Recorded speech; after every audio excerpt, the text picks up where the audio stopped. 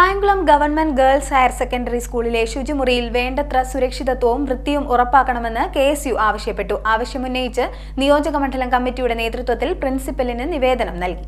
Kayamkulam government girls higher secondary സ്കൂളിലെ ശുചിമുറിയിൽ വേണ്ടത്ര സുരക്ഷിതത്വവും വൃത്തിയും ഉറപ്പാക്കണമെന്ന് KSU കായംകുളം നിയോജകമണ്ഡലം കമ്മിറ്റി ആവശ്യപ്പെട്ടു.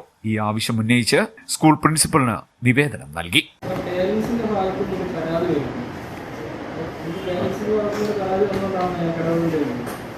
വിദ്യാർത്ഥികൾ വളരെ കുറവാണ്. ഞങ്ങളുടെ ഈ വിഷയം പറയാം. വിദ്യാർത്ഥികൾ വീട്ടിൽ ചെന്ന് രക്ഷിതാക്കളുടെ ഈ വിഷയം പറഞ്ഞു.